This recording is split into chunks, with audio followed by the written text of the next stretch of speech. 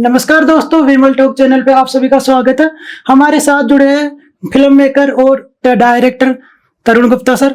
तो तरुण गुप्ता सर, जय श्री राम। जय श्री राम। आज हम बात करने वाले हैं जो तरुण गुप्ता सर है, जो वाल्मीकि पे आधारित एक सीरीज लेके आ रहे हैं यूट्यूब पर, जिसका टीजर अभी रिलीज हो चुका है और 1 नवंबर को ये रिलीज होने वाली है। तो इसी के बारे में बात करेंगे। जैसे सर आपसे कईयों ने सवाल कर चुके होंगे, फिर भी लेकिन एक मेजर सवाल है जो मैं आपसे करना चाहूंगा कि जो ताकि हमारे दर्शक भी जान सके, जो वाल्मीकि पे आधारित रामायण है, किससे इंस्पायर होकर आपने ये बनाया?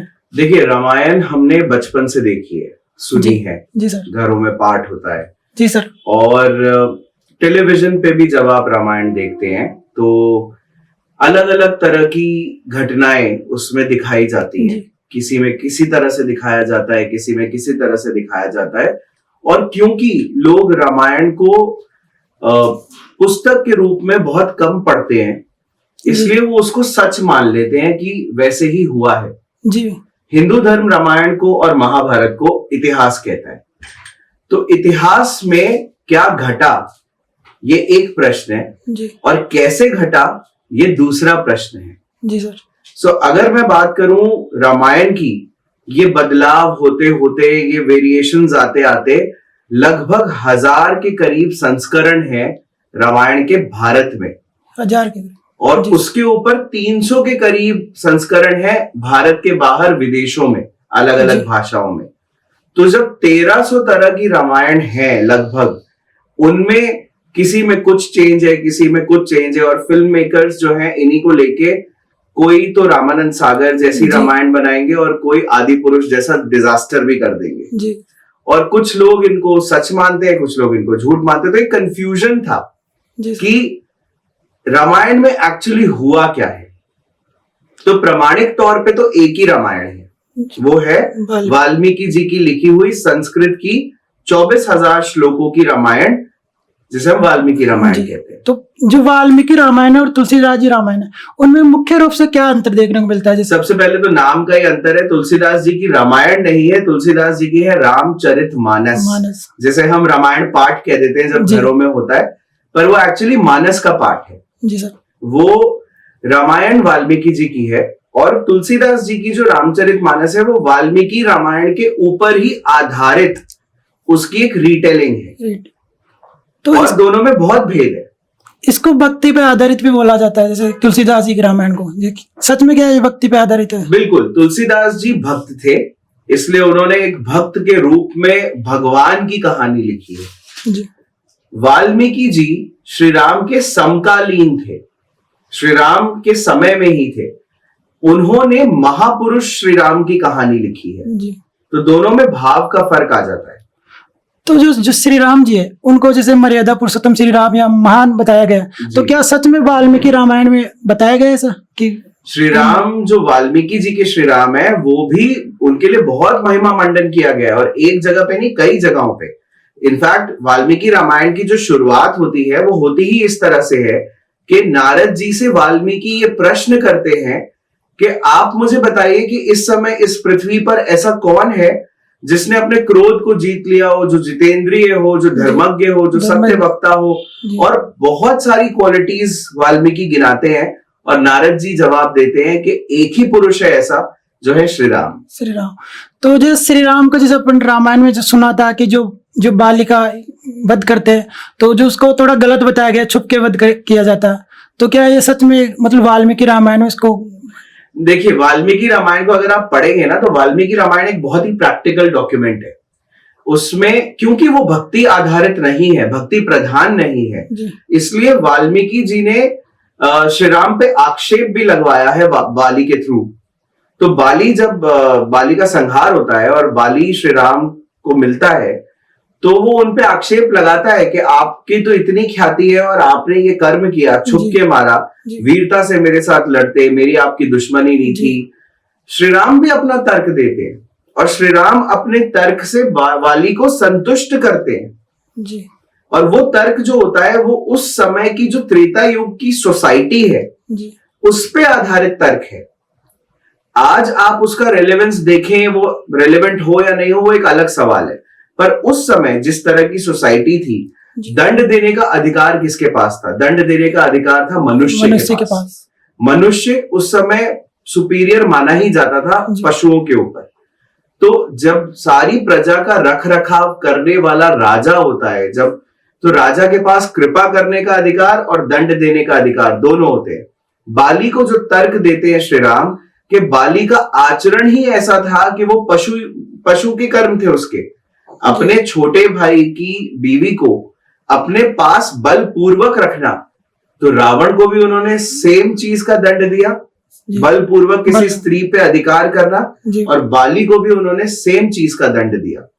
तो जो बाली में ऐसे सुनने को मिला कि जो बाली में ऐसे बोलते कि भाई आधे मनुष्य की शक्ति वापस आधे सामने लड़ने वाले शत्रु की, तो क्या ये सच में वाल्मीकि रामायण में बताया गया? जी, वाल्मीकि रामायण में ये वर्णित है कि बाली को ये वरदान प्राप्त था कि उसके सामने जो प्रत्यक्ष युद्ध करेगा, मल्ल युद्ध करेगा या प्रत्यक्ष रूप से जो युद्ध करेगा, उसकी आधी शक्ति बाली में आ जाएगी। नहीं तो आप सोचिए कि हनुमान जी बाली का वध नहीं कर सकते थे।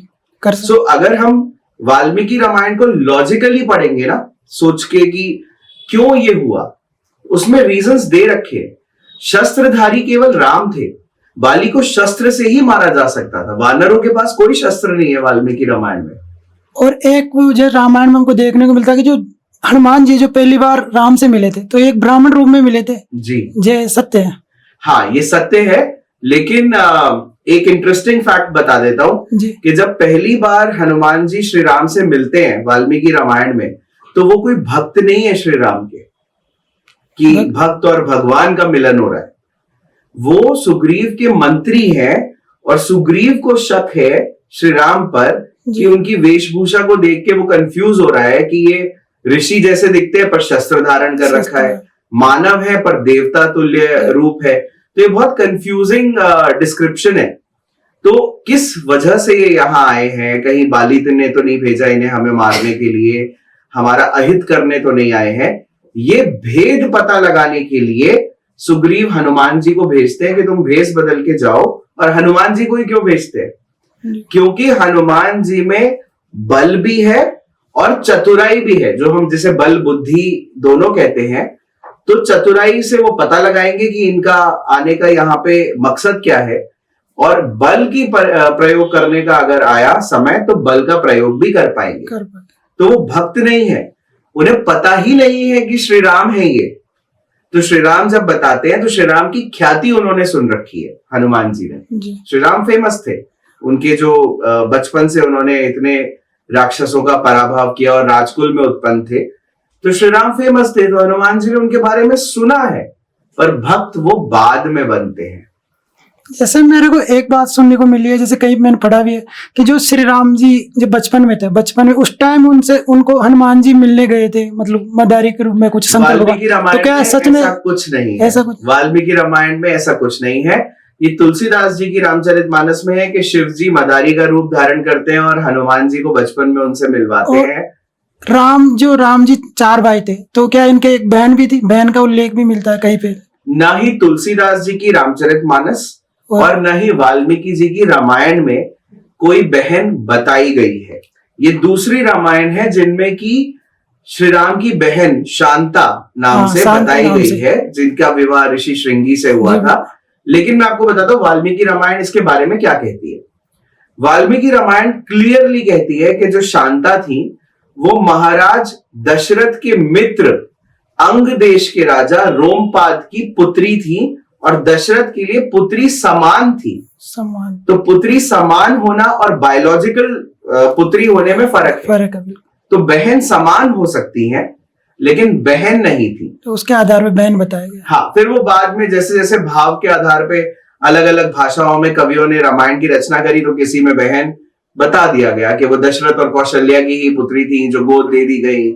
एक बात और पुनः, जब जैसे जो रामायण थी तो वहां पे बताया गया जैसे युद्ध हो जाने के बाद में सीता से राम का मिलन होता है तो अग्नि परीक्षा होती है, तो वो वाल्मीकि रामायण में अग्नि परीक्षा है, और बहुत चौंका देने वाली तरीके से है, क्योंकि श्री राम बहुत अपशब्द कहते हैं सीता जी को।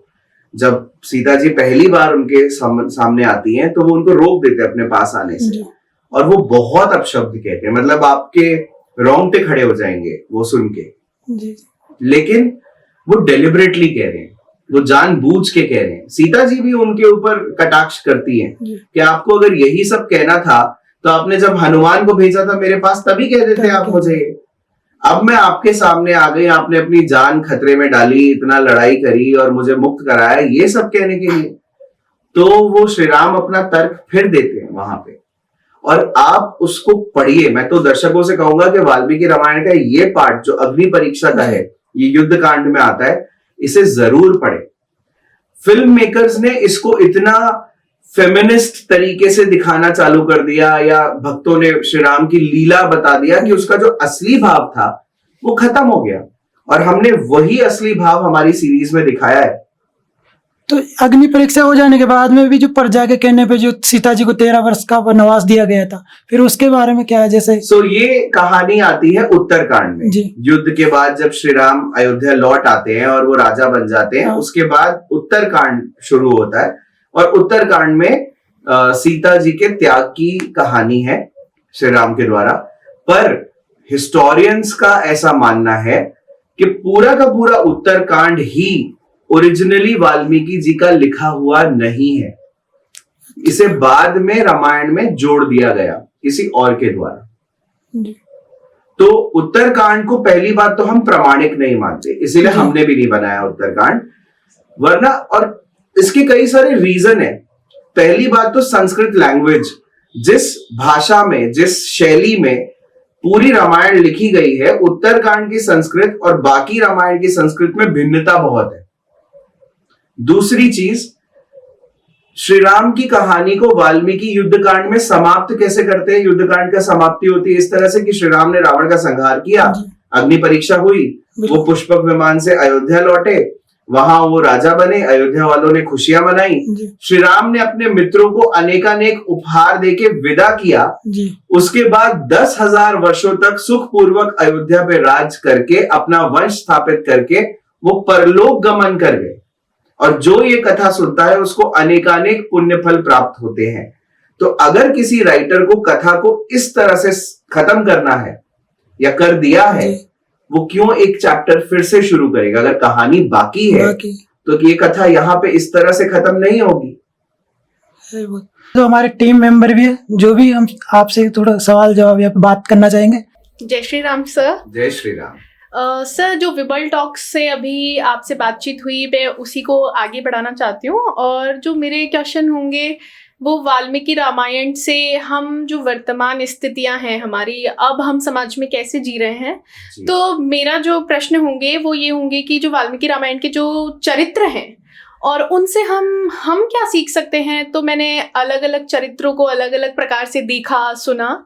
तो सबसे पहले मैं आपसे ये पूछना चाहती हूँ कि जो ये राम जी हैं, जो इतना बड़ा नाम है कि राम का नाम सबसे बड़ा है, और हम हर भावना के साथ उस राम के नाम को जोड़ते हैं, चाहे वो हर्ष हो, उल्लास हो, या फिर हम शोक में हो, या हमारे साथ कुछ ऐसा घटित हो चुका हो, हम हर जगह राम का नाम लेते हैं।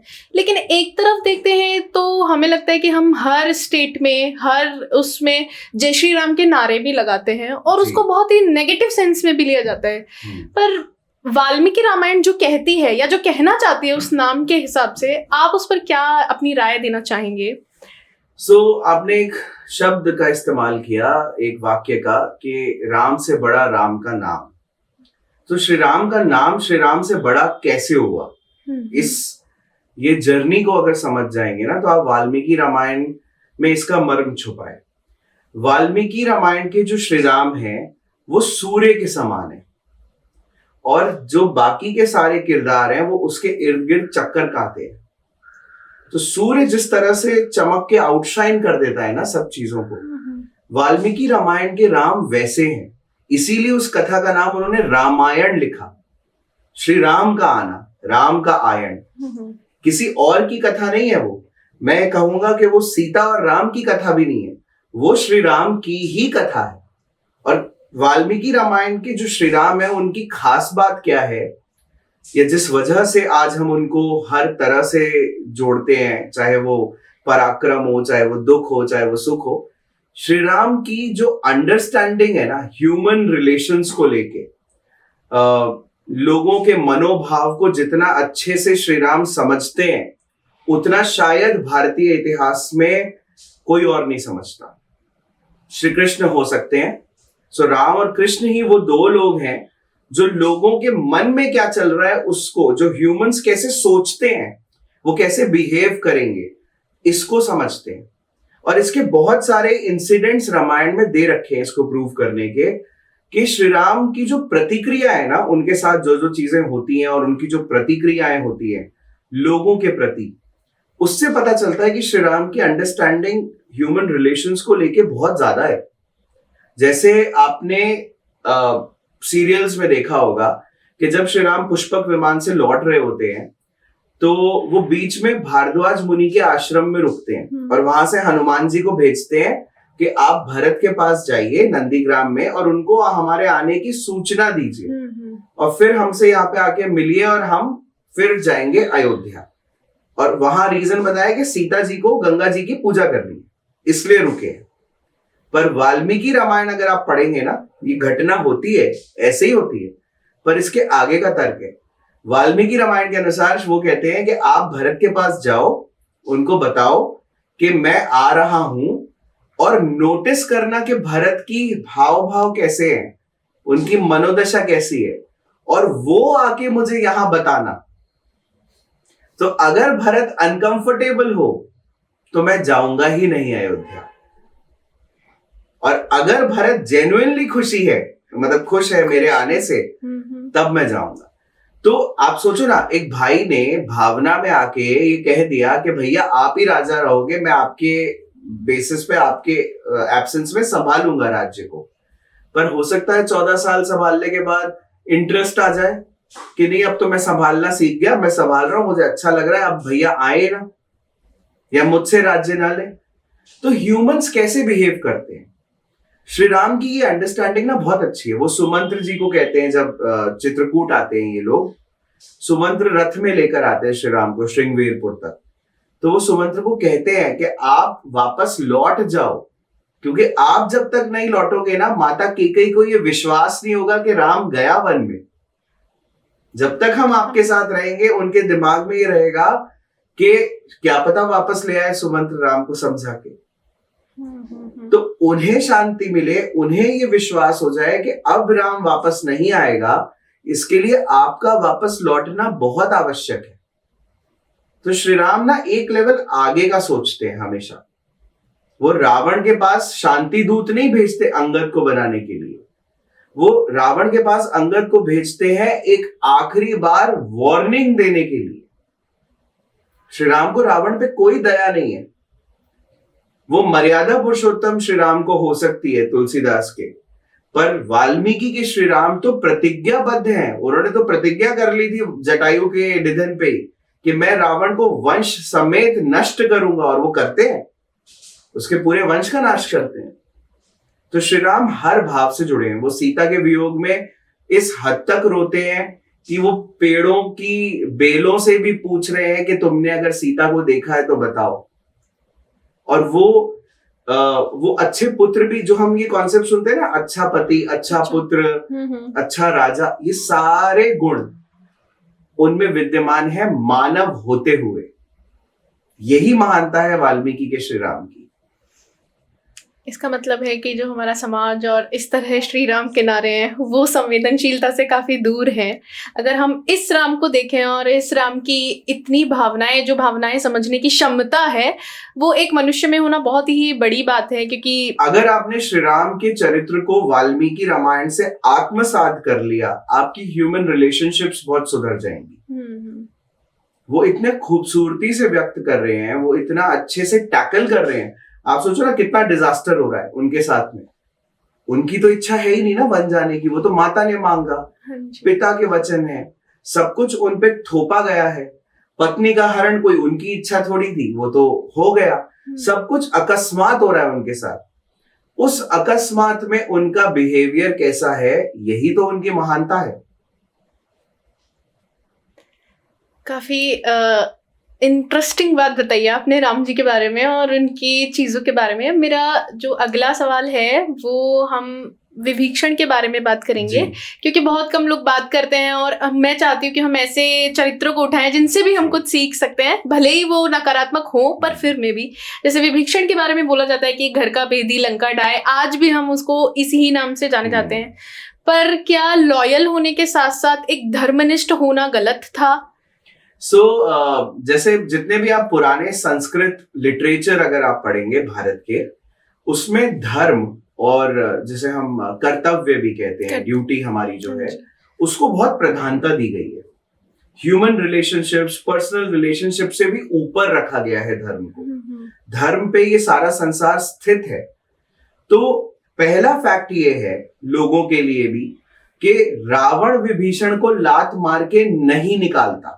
वाल्मीकि रामायण में विभीषण खुद ही रावण को त्याग देते हैं, बहुत समझाते हैं रावण को वो कि तुमने जो किया है वो गलत किया है, तुम्हें उनसे बैर नहीं लेना चाहिए था, तुम सीता को लेकर आए हो, वापस लौटा दो, हर तरह से समझाते हैं। और विभीषण को बहुत अपमानित किया जाता है रावण द्वारा भी और रावण के पुत्र मेघनाद द्वारा भी। बावजूद इसके जब एक पॉइंट आ जाता है कि आप अपमानित हुए जा रहे हो और आपका बड़ा भाई जो कि राजा भी है और वो समझने को ही तैयार नहीं है, तो आपके पास दो ही चॉइस है, या तो आप उसका अन्याय सहते हुए चुप हो जाओ और आप अपनी रोटियां सेकते रहो उसके राज्य में, या फिर आप उस अन्याय को अगर आप सह नहीं सकते तो आप ही छोड़ दो उसको। यही होता है। विभीषण रावण को त्याग के और लंका छोड़ देते हैं। अब जो बात आती है ना कि घर का भेदी लंका ढाए, वो ये तर्क देने वाले लोग हैं कि विभीषण को अगर छोड़ना ही था या रावण ने अगर निकाल ही दिया तो श्री राम के पास क्यों चले गए, श्री राम के पास क्यों गए? अगर आप विभीषण के एक्ट को, श्री राम के पास जाने को गलत समझते हो, तो फिर कृष्ण का अर्जुन को यह समझाना कि तुम्हारे पितामह और गुरुदेव गलत साइड पे हैं तो उनके ऊपर बाण चलाओ और उनको दंड दो क्योंकि वो समाज के शत्रु हैं, वो भी गलत हो जाएगा। सो विभीषण ने वही किया जो धर्म की डेफिनेशन के हिसाब से करेक्ट था। कृष्ण ने भी वही ज्ञान अर्जुन को दिया है, पर अर्जुन सही और विभीषण गलत। ये कैसे? तो वाल्मीकि रामायण को पढ़ना बहुत जरूरी है। हम बिना पढ़े एक धारणा बना लेते हैं। तो यही तो मैंने भी जब इस नजरिए से विभीषण को देखा तो मुझे लगा कि अरे नहीं, ये नजरिया भी हम इस जगह रख सकते हैं। अगर मैं आपको आज का एग्जांपल देता हूं, अगर आज आपके प्राइम मिनिस्टर या आपके स्टेट के चीफ मिनिस्टर करप्ट होंगे, आप नहीं चाहोगे कि वो हट जाए चीफ मिनिस्टर? बिल्कुल चाहेंगे। तो आप क्या उसके विरोधियों के क्या घर के भेदी हो गए? बिल्कुल नहीं। आपने समाज का, अपनी सोसाइटी का, अपने मोहल्ले का, अपना कल्याण सोचकर ही तो उसको वोट नहीं दिया, किसी और को वोट दिया, फिर तो कुर्सी से तो गिरा दिया। तो ये चीज अगर प्रजा करती तो सही, और भाई ने ये स्टेप लिया तो गलत, क्योंकि पर्सनल रिलेशन को वैल्यू कर रहे हो आप। हाँ जी, यही बस एक फर्क है। सर इसमें एक और कैरेक्टर है केकई का जी, जो राम जी की माता है, और इसमें हम तीन चार चीजों को देख सकते हैं कि वो अपना एक माँ होने का फर्ज निभा रही थी कि वो मांग करती है अपनी, साथ में वो एक वरदान जो दशरथ ने उन्हें स्वयं दिया था वो उसके परिप्रेक्ष्य में ही काम कर रही थी। उसने गलत नहीं किया था, भले ही बाद में उसका इम्पैक्ट गलत पड़ा हो, लेकिन हम केकई को हमेशा गलत ही मानते हैं। उसके अलावा या फिर ये भी हो सकता है कि ये विधि का विधान ही था, या फिर ये भी कह सकते हैं हम कि ये रावण को मारने की, या रावण जो अहंकारी हो चुका था या फिर इतना ज्यादा अपराधी बोल सकते हैं हम, क्योंकि हम वर्तमान स्थितियों को लेकर चल रहे हैं, तो उसको सब कुछ सेट करने के लिए केकई का वहां पे ये रोल किया गया था कि उन्होंने ऐसे दशरथ से मांगा और वो कोप भवन में गई। और ये आप इस पे अपनी क्या राय रखना चाहेंगे? ये कि ये विधि का विधान था और माता सरस्वती केकई की जिह्वा पे बैठ गई और ये सब हुआ, ये सब भक्ति रस है। ये तो भक्तों ने कारण और लीला बना दिया उसको। वाल्मीकि रामायण के अकॉर्डिंग, जैसा कि मैंने पहले भी कहा कि वाल्मीकि रामायण एक बहुत ही ह्यूमन और प्रैक्टिकल स्टोरी है। सभी ह्यूमंस हैं और ह्यूमन से गलती होती है। सीता जी से गलती नहीं हुई? सीता जी से भी तो कई बार गलती हुई है। स्वर्ण मृग की मांग करना, सोने का हिरण होता है क्या? लालच था ना, मोह था ना, तो उनसे भी गलती हुई। लक्ष्मण से गलती नहीं हुई कि भैया की आज्ञा को छोड़ के और सीता माता के वचनों को सुन के वो इतने उत्तेजित हो गए कि छोड़ के चले गए। गलती उनसे हुई, रावण से गलती हुई, हर किसी से गलती होती है। श्री राम से भी गलती हुई है, छल में आ गए वो। तो ह्यूमन गलती करते हैं और इसमें कोई बुरी बात नहीं है, हम ह्यूमंस होते ही ऐसे। केकई से भी गलती हुई, ऐसा नहीं है कि केकई को श्री राम से प्रेम नहीं था।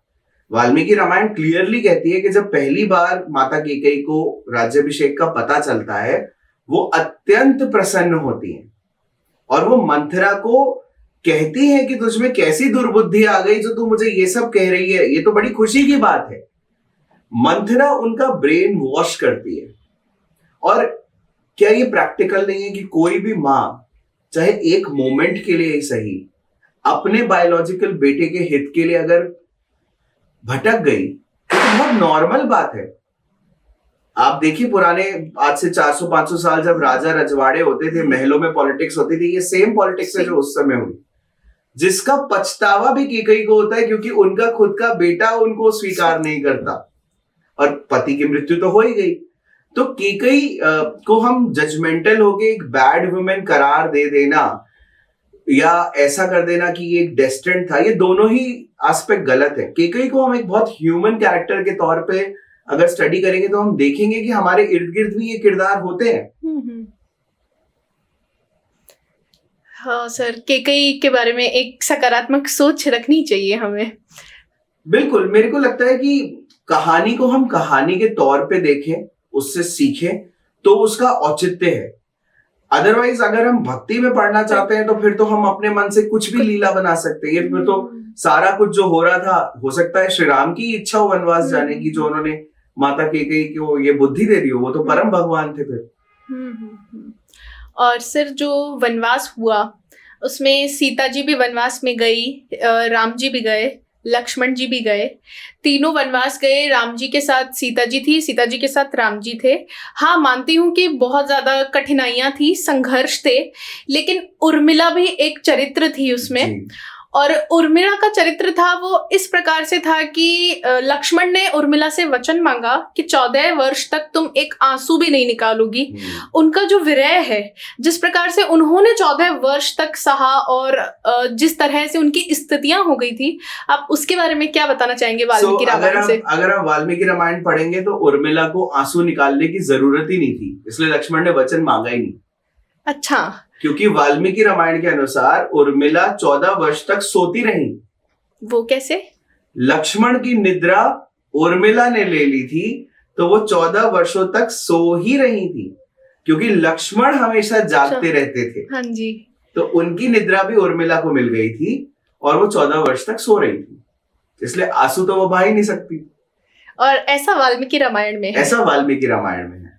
ओके। और सर जो सीता जी हैं, तो राम का वनवास हुआ, लक्ष्मण का वनवास हुआ, सीता जी का भी वनवास हुआ। वनवास होने के साथ भी उनको लंका में रहना पड़ा। लंका से वो आई, उसके बाद में उनके संघर्ष खत्म नहीं हुए। उसके बाद भी उन्हें परीक्षाएं देनी पड़ी, अग्नि परीक्षाएं जैसी। वाल्मीकि रामायण में इसके बारे में क्या बताया गया है कि सीता का जो स्त्री संघर्ष है वो इतना, मतलब एक पुरुष के संघर्ष से भी ज्यादा था। तो आप इस पे अपनी क्या राय करेंगे? और वर्तमान में आप जो स्त्रियां हैं वो जो कर रही हैं, घर से बाहर भी निकल रही हैं, पढ़ाई कर रही हैं, जॉब कर रही हैं, सब टैकल कर रही हैं, तो आप इसको कैसे जोड़ेंगे? आप एक बार थोड़ा अपना दृष्टिकोण बताइए। देखिए, मैंने जितना वाल्मीकि रामायण को पढ़ा और समझा है, मैं इसको स्त्री और पुरुष में नहीं बांटता, ये तो आज लोगों ने बांट दिया। पर अगर आप सीता और राम के जो संवाद हैं, जब वो उसमें पढ़ेंगे तो आपको लगेगा या समझ में आएगा कि दोनों ने अग्नि परीक्षा दी है। राम ने भी अग्नि परीक्षा दी है और सीता ने भी अग्नि परीक्षा दी है। अच्छा, यहाँ पे मैं दर्शकों को ना एक चीज क्लियर कर देता हूँ। ये बहुत बड़ा मिसकंसेप्शन है कि श्री राम ने सीता जी को अग्नि परीक्षा देने को कहा। अच्छा, श्री राम ने नहीं कहा, कभी नहीं कहा श्री राम ने सीता जी को कि आप अग्नि परीक्षा दो। सीता जी ने लक्ष्मण को बोला कि मैं अग्नि परीक्षा दूंगी। और ऐसा क्यों?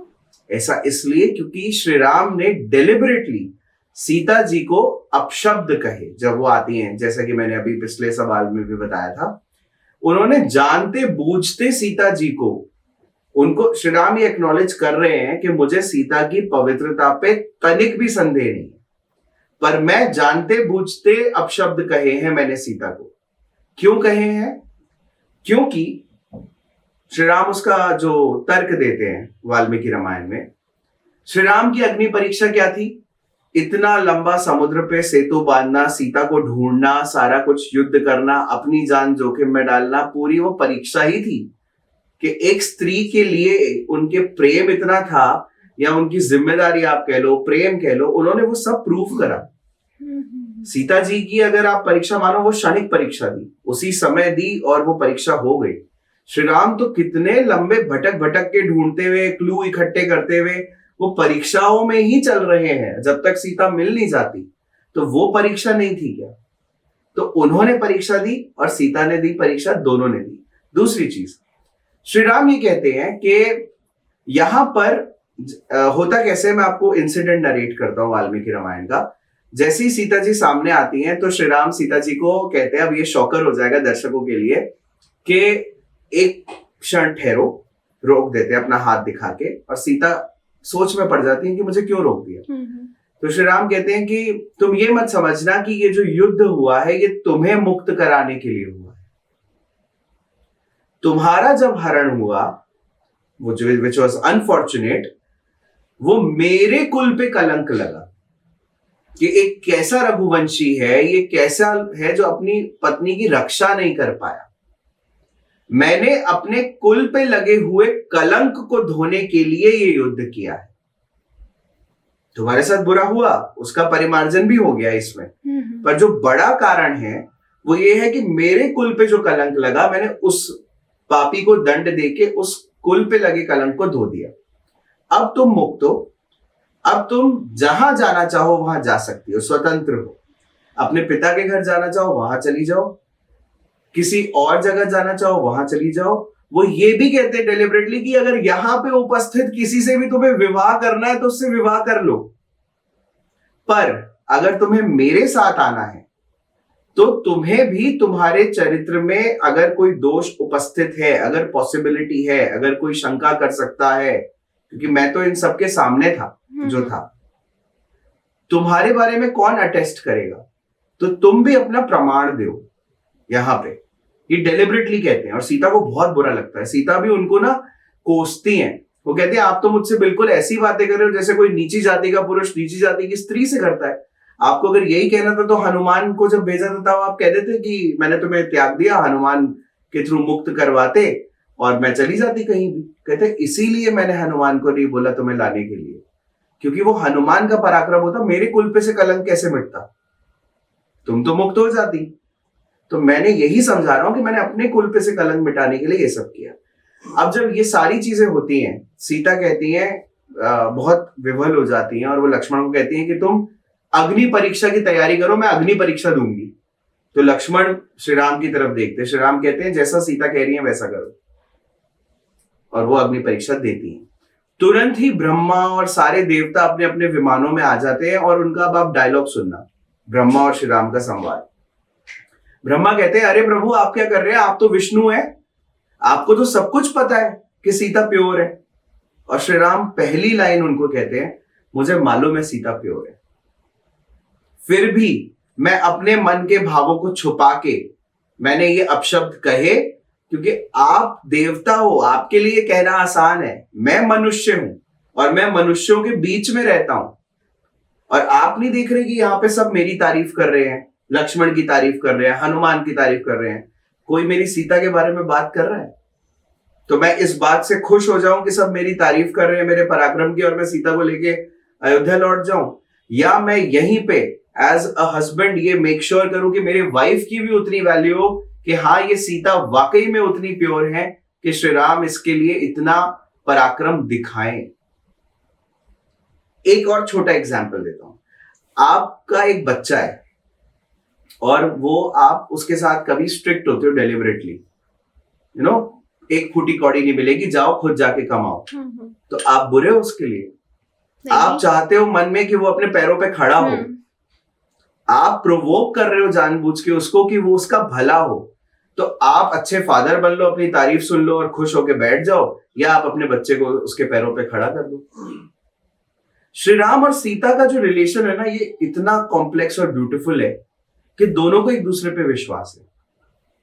नमस्ते सर, नमस्ते। मैं महेश वर्मा विमल टॉक पर आपका स्वागत करता हूं। मेरे से पूर्व मेरे 2 मित्रों ने आपसे परिचर्चा की है। मेरा सवाल ये है सर कि आपकी जो रामायण है वेब सीरीज, वो डिजिटल प्लेटफॉर्म पे आ रही है, जी जिसके ज़्यादातर युवा ही है दर्शक, तो उनके मन में अपने पेरेंट्स से जो सीखा है उन्होंने कि रामायण में ये होता है, मौलिक रामायण तो आप जानते हैं कि संस्कृत निष्ठ है, तो इतनी क्लिष्ट है कि उनको जानना अलग है। सबने तुलसी की ही रामचरितमानस पर आधारित रामायण को ही जाना है। जी तो अगर वो युवा देखेंगे तो उनके मन में भ्रम आ जाएगा या भ्रमित हो जाएंगे, तो इसको आप किस दृष्टि से लेते हैं? भ्रमित है और अभ्रमित हो जाएंगे। कारण कि हम जो बचपन से देखते आए हैं, या जो हम तुलसीदास जी की रामचरितमानस पढ़ते आए हैं, रामचरितमानस में अपने आप में कोई बुराई नहीं है, क्योंकि मूल कथा सेम है। वाल्मीकि रामायण में और तुलसीदास जी के रामचरितमानस में जो मूल कहानी है वो सेम है। किरदार बदल गए हैं, उनका बिहेवियर बदल गया है। तो हम श्री राम को जो आज देखते हैं, जिस तरह से देखते हैं, वाल्मीकि रामायण के श्री राम वैसे नहीं है।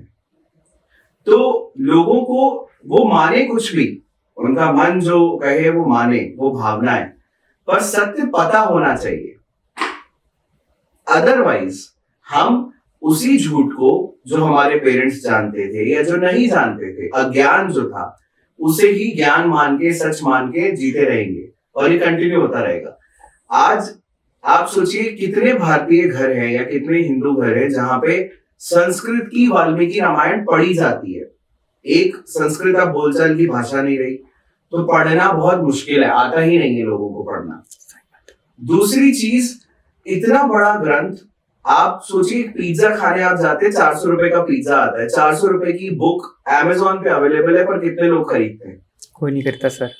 तो टीवी सीरियल्स में जो दिखाया जाता है उसे सच मान लेते हैं, जो बड़े लोगों ने कहा उसे सच मान लेते हैं। सोर्स ऑफ इंफॉर्मेशन इतनी ज्यादा हो गई है कि आप क्या सच है और क्या झूठ है ये पता ही नहीं होता। इसलिए हमने प्रामाणिक तौर पे हमारी सीरीज में ये कहा कि हम पूर्णतः वाल्मीकि रामायण पे आधारित ही बना रहे हैं। तो आपने अगर पुस्तक नहीं भी पढ़ी है, तो जो हम दिखा रहे हैं, हम जिम्मेदारी लेते हैं उसकी कि हम यथार्थ दिखा रहे हैं।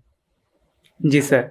सर, जैसे कि हर एक व्यक्ति किसी भी चीज को एक बार में पूर्ण रूप से स्वीकार नहीं करता, तो आप भी बचपन से अपने घर में कुछ कथाएं सुनते आए होंगे, तो उसको सुनकर फिर एक भक्त के रूप में भी, और अभी आप इसी वेब सीरीज पे काम कर रहे हो, तो एक फिल्म निर्माता के तौर पे और वेब सीरीज निर्माता के तौर पर और एक भक्त के तौर पे आपका दृष्टिकोण कैसे बदला, उसको हमारी जनता के सामने बताइए, ताकि वो भी। मैं तो अगर आपको बोलूं तो मैं श्री राम का और ज्यादा भक्त हो गया वाल्मीकि रामायण पढ़ के। बिकॉज एक होता है चमत्कार, जिसके पीछे कोई लॉजिक नहीं होता, वो आस्था है और ईश्वर ने कोई चमत्कार किया। पर आपका वही ईश्वर अगर लॉजिक के साथ आपके करीब आ जाए तो आप ज्यादा जुड़ पाओगे उससे। जी सर। हम ह्यूमंस हैं, हमें ह्यूमन वैल्यूज बहुत पसंद है। सास बहू के ड्रामास इसीलिए चलते हैं टेलीविजन पे, बिकॉज ह्यूमंस की कहानी है। जी तो सर। आपके जो भगवान है, जिन्हें आप भगवान मानते हो, जिनमें आपकी आस्था है, अगर आपको उनके करे हुए कृत्य समझ में आने लग जाएं, तो आप ज्यादा नहीं जुड़ोगे उनसे। जी सर, जुड़ेंगे। तो बजाय इसके कि कोई पंडित जी हमें बता रहे हैं कि ये उनकी लीला है और हम उनसे प्रश्न नहीं कर पा रहे और उसे समझ नहीं पा रहे और बस मान के बैठे हैं, जब हम उस चीज को, तथ्य को समझ जाते हैं, तो हमें किसी से प्रश्न करने की जरूरत ही नहीं होती। फिर हमारा अपना विश्वास पक्का हो जाता है। जी सर। सर, इसमें एक वाल्मीकि रामायण आपने सामने पढ़ी है, तो इसमें जाति विशेष का नाम आता है धोबी।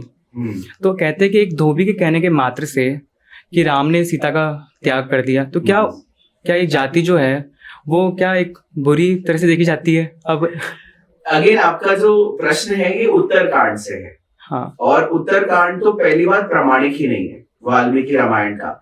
आप मुझे बताओ, आपने कितने पुराने मंदिर जो हैं, जो श्री राम के पुराने से पुराने मंदिर है, मैं अभी 100-200 साल या 500 साल पुराने मंदिरों की बात नहीं कर रहा, मैं 1000 साल या उससे पहले के मंदिरों की बात कर रहा हूं। किस जगह पे, किस स्तंभ में, नक्काशियों में आपने लव कुश को देखा है?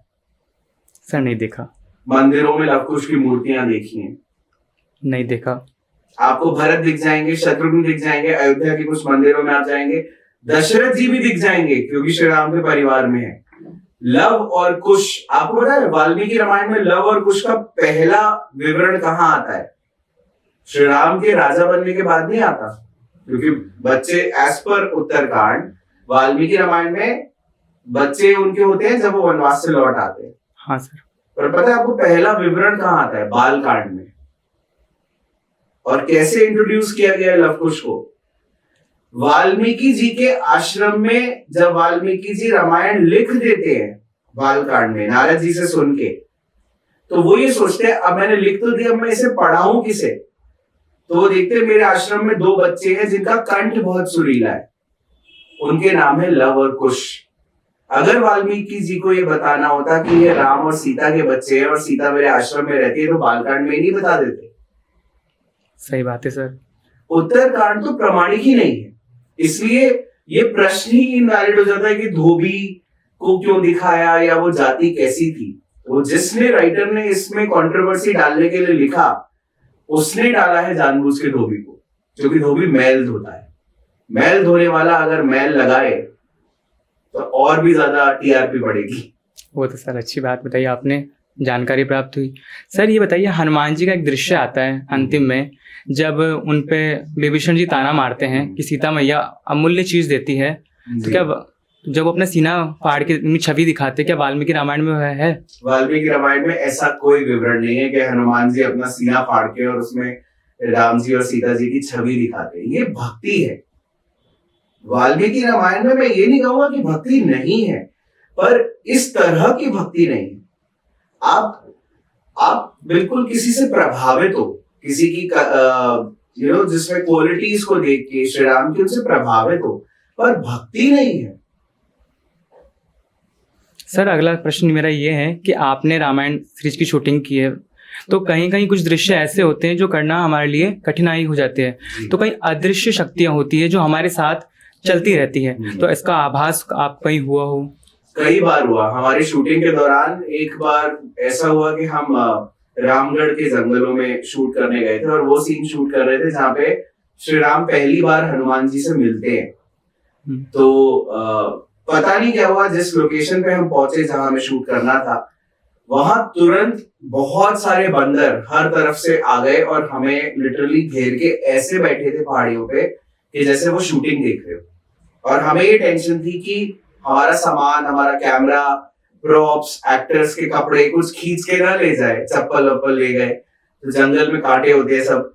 एक सामान को हाथ नहीं लगाया बंदरों ने, और जैसे ही शूट खत्म हुआ वो शॉट, सारे बंदर चले गए, सारे के सारे बंदर गायब हो गए। तो वो एक घटना थी। और भी हमने इतनी विषम परिस्थितियों में इसको शूट किया है, 50 डिग्री की गर्मी में, जंगल में, पता नहीं कहां से एनर्जी आई। हम सारी टीम एनर्जी में थे, एक व्यक्ति बीमार नहीं पड़ा, तो कोई तो अदृश्य शक्ति थी जिसने हिम्मत दी। सर एक प्रश्न और उठता है कि जैसे कि पीढ़ीगत लोग जो है वो एक ही धारणा मन में बना लेते हैं, तो उन धारणा को किस प्रकार से आप परिवर्तन कराना चाहोगे लोगों के मन में, कि वो मन में जो पहले जो मौलिक कथा है उसको तुलसी राम के आधार पर ही सब मान रहे हैं। तुलसी राम जी ने खुद ने भी कहा है कि मैंने उन्हीं को आधार बना के लिखा है, परंतु उन्होंने कुछ परिवर्तन दिखाए हैं। रामानंद सागर जो है वो आधुनिक तुलसी कहे जाते हैं जी। उन्होंने उत्तरकांड के संदर्भ में कहा है कि उत्तर रामायण कह सकता हूँ, क्योंकि जो लोगों के मन में आस्था हो गई है, विश्वास हुआ है, प्रेम हुआ है, दृढ़ता हुई है, उसमें नहीं नकारा जा सकता। जब आप एज अ फिल्म मेकर आस्था के लिए बनाते हो तो आप फिर कुछ भी बनाओ, पर हम क्योंकि ये सत्यता दिखाने की कोशिश कर रहे हैं तो हमने वहीं तक का दिखाया जहां तक का प्रामाणिक है। जिसमें कंट्रोवर्सी है, जिसकी प्रामाणिकता अभी स्थापित नहीं हुई है, जिसपे संशय है, वो हमने फिर नहीं बनाया। कि हम अगर बना देंगे और लोग उसको सच मान लेंगे तो वो ज्यादा डैमेज करेगा सोसाइटी को। तो धारणा बनाने के बाद जो आपने कही, उसके लिए मैं कहूंगा कि हमारे यहाँ पे ना वेदों में एक श्लोक है, तमसो मां ज्योतिर्गमय। आप अपना दीपक स्वयं बनो। गुरु तक शिक्षा देने के बाद ये कहता था कि मैंने तुम्हें जो शिक्षा दी वो दी, अब अपना दीपक अपने विवेक से स्वयं बनो। आप पढ़िए ना, स्क्रिप्चर्स को पढ़िए। हम पढ़ते हैं नहीं, सुनते हैं और सच मान लेते हैं। अगर पढ़ेंगे तो संशय नहीं होगा। सर एक प्रश्न हो रहा है अंतिम, जैसे कि तुलसीदास की रामचरितमानस में एक पंक्ति आती है जिसको लेकर उनकी नारी के प्रति जो बात है, सोच है, उस पे लोग प्रश्न उठा देते हैं कि ढोल गवार शुद्ध पशु नारी सकल ताड़ना के अधिकारी। तो जरूरी तो नहीं कि एक पंक्ति मात्र से ही किसी के चरित्र को अंकन किया जाए, तो क्या ऐसा वाल्मीकि में मिलता है? पहली बात तो इसको मैं ऐसे कहता हूँ कि आप पिज्जा खा रहे हैं जी सर, और आपने जिंदगी में कभी पिज्जा नहीं खाया, आपको पिज्जा की नॉलेज ही नहीं है, पिज्जा के बारे में फ्लेवर्स का पता नहीं है, आप कैसे बता पाओगे कि ये अच्छा है या बुरा है? पहले टेस्ट करना पड़ेगा। आपको एक उसकी पढ़ाई होती है, एक समझ होती है। ये वो लोग टिप्पणी कर रहे हैं आज सोशल मीडिया पे पॉलिटिसाइज करते हुए चीजों को, जिन्होंने शायद स्वयं ही कभी रामचरितमानस पूरी तरह से पढ़ी नहीं होगी, वो टिप्पणी कर रहे हैं। तो आप किसकी बात सच मानोगे? आपके सामने एक है जगत गुरु रामभद्राचार्य जिन्होंने पूरी रामचरितमानस पढ़ी नहीं, उनको कंठस्थ है, और एक है एक पॉलिटिशियन जो इस पे इशू बना रहे। तो आप अपने विवेक से सोचो कि आप किसे सत्य मानोगे। जो एक्सपर्ट होगा उसी को। जी सर। कोई भी आगे कमेंट्री कर जाए तो ठीक है, हाथी गुजरता है तो कुत्ते भी भौंकते हैं। ये तो बात सही बोली सर, बहुत बहुत धन्यवाद। जय श्री राम। जय श्री राम। आपको बहुत बहुत बधाई आपके रामायण वेब सीरीज के लिए। और सर आपसे मिलकर और आपसे बात कर बहुत ही अच्छा लगा, और हमारी जनता को साथ ही साथ जो भ्रम था उससे निकलने का मौका मिलेगा। तो सर इसके लिए आपका बहुत आभार, अभिनंदन। धन्यवाद, बहुत बहुत शुक्रिया मुझे बुलाने के लिए।